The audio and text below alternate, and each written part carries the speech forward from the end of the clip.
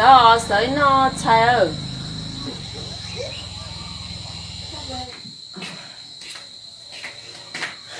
cái đuôi tao xé là cái này ta đây chứ đúng mùa đúng không nó kìa mama đi à đúng mùa này chỉ giống món nó thế cao cái tía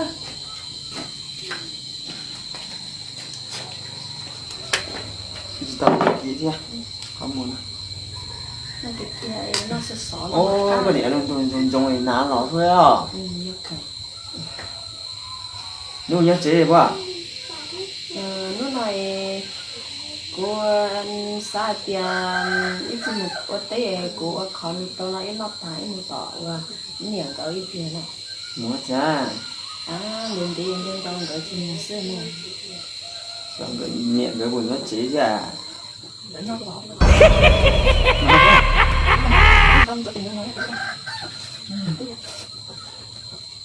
không được nó cao kìa nó chuẩn lên đúng quá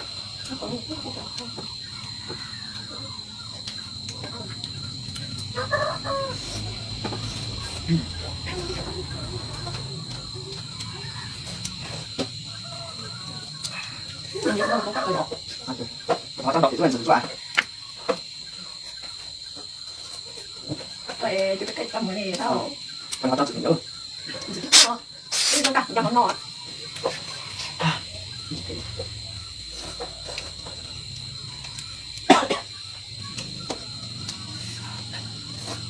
chỉ đi dùng sách những cái đó mà thay vào thôi còn giòn ha nhà đấy dùng coi con giòn vậy thì cứ giòn đấy còn nhớ đi gặp dùng tiền cũ là cũng giòn vậy coi nhà đấy dùng tiền con giòn mòn thôi thôi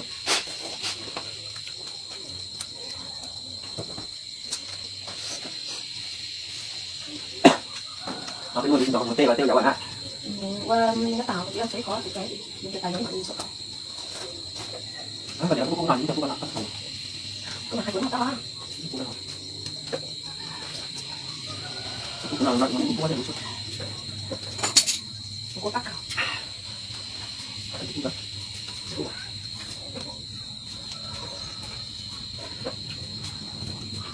chào cái nào mình chỉ để của chúng nào chứ cái nào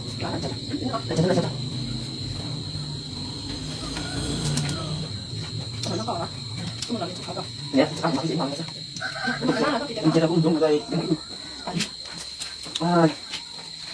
đó gì chúng là chúng là sẽ chọn ngay cái này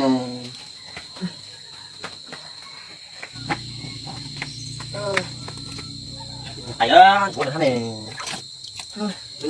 đúng dùng chọc lên chị một tí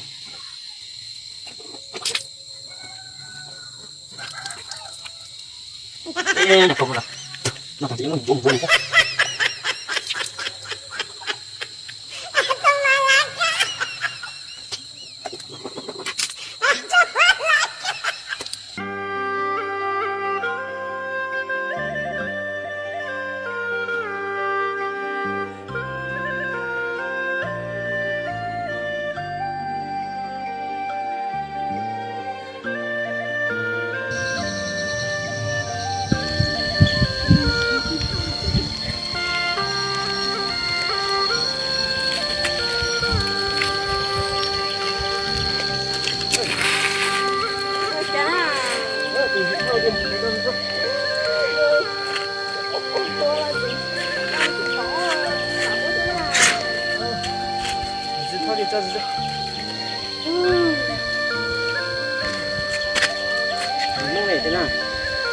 nước cái chung của này con thích cái nước là trong nước ra tôi thấy đi mua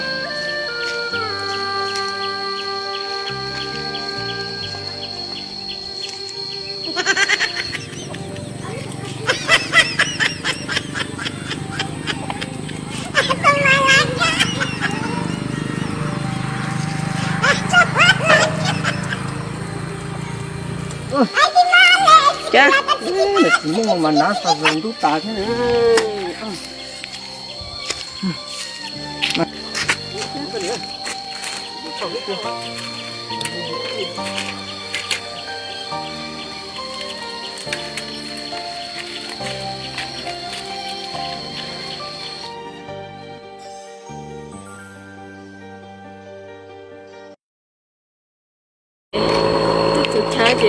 xác còn liền cái chắc mà nó Ủa liền à?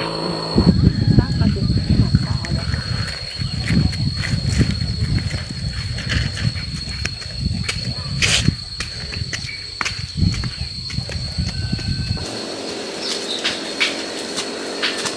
Chà, nó nghe chơi nó là gì? Khá rồi nè. Wow, wow, xác cái liền của chị sao chỉ tao tay à? Sao thế? Cái chơi nó này. Để bỏ thâu chuối chơi dụ nữa ba. Dụ nữa à? À tụi nó phải tôi tóm đây cơ. Ai cũng nhìn tao bao trắng xe này, nhìn tao bao trắng à? Chị kể của sao thế? Ê, tao sẽ cứ em bây giờ dưới nó chơi trong người bị chảy á. Cái chơi là mà sao thì sao à?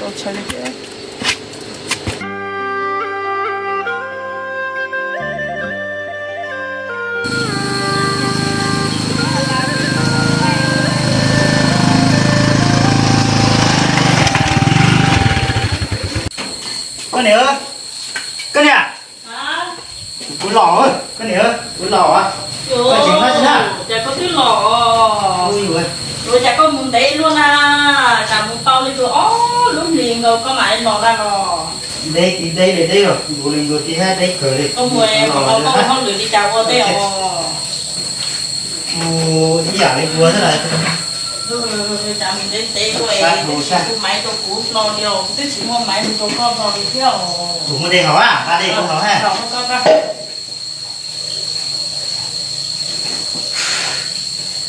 Ôi, chả không còn coi chỉ một luôn à?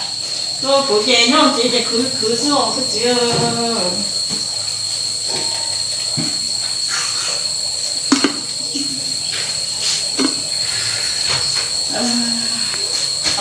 Ô, đây cởi đây ha, nó lúc sáng con à?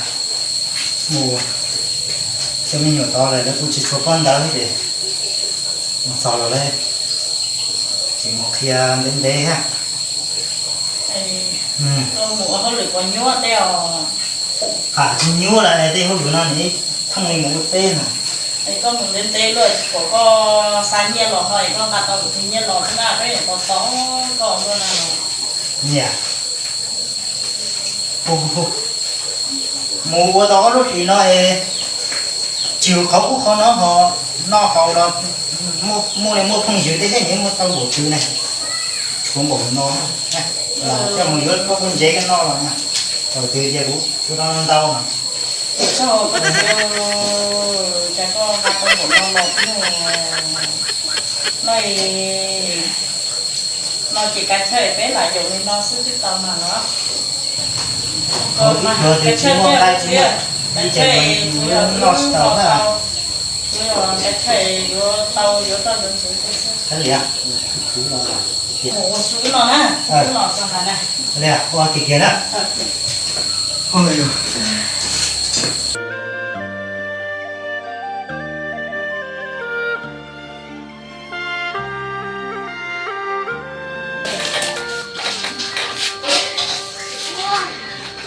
ôi vậy thì ở tung buôn này khi chắc là để nó làm cái gì tôi xin thế cho con cho con nó của thì tôi cũng phải làm một cái mùi rồi để thấy ra đâu làm được rồi có lẽ mà con này ơi tôi muốn ăn đâu là ít thứ là tôi một chút tao đẩy nhà đây chạy muốn mua xây mùi rồi lại ôn lửa đây đồng đi chặt rồi cái này này tôi chạy nó mùi chạy mùi còn đó là nữa chỉ tôi chứ làm bao là thì lúc sáng tôi mà là tao cho để cho một ít có ít cây là để nó sát nhiều đây có lẽ con này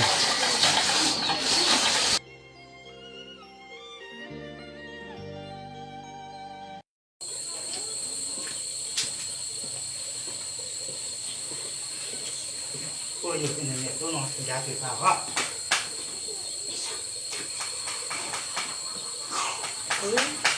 thôi có tiếng lò lò rồi chả chỉ lò chế vô lò thôi để nó vô lò thọ rồi giống thế nè ôi rồi con ngà tới thì lò được béo ngon được chứ này đi với nó nói này tôi nó này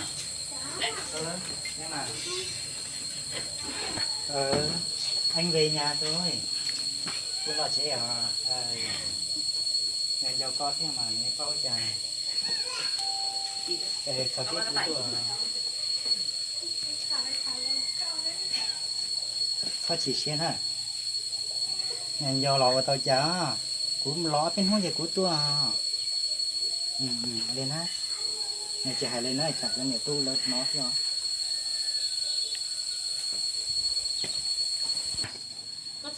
có gì một tháng trên tế luôn này lo lại của tôi gì lo lại của tôi chẳng đó lại thoải mái để đấy sao mà tôi chẳng nhẽ tông tên nhẽ đầy thôi cơ tao muốn là về vô chủ nhờ khá thế cho tới lúc này phát nào lấy cái này nhận chay vô thế hả cần đó có một tí châu ta lấy họ có say tao dùng thế nào số luôn đi cái này muốn nói mua tí nào hả ta cũng tôi hay có thì có tới một tàu đây cơ ít lúc chồng nó lại có là tàu một tự nhiên là tàu bên nó chia bên chồng này là tự nhiên nhận tàu luôn à nhiều chị có bao nhiêu cũng tôi có tôi sẽ phục con là tàu tôi phải nhiều thế cũng giống một cũng tôi chỉ mua máy lò lấy thế tàu máy cũng đâu có cũng giống một yếu lúc điện thoại đi thế nào lò máy thì lại dùng nước có lò lắm không? Ai phải như một xíu thì nhà máy rong hết chứ. Ai dùng này nhớ chế có nghĩa giờ một nổ có chữ thông cú hết chứ như vô máy rong. Này nó chỉ tay đầu như là chỉ mua như bao nọ mà hàng đầu. Ai có của cũng chỉ mua có nhận nào chia bên chầu tôi thì nào rồi. Ai dùng chỉ bao một khứ dùng cả. Có lý nhiều rất là mà. Mua thầu à.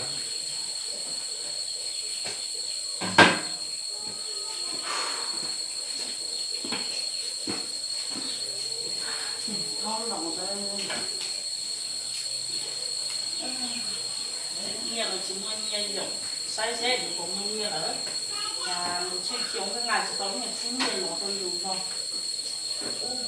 máy thôi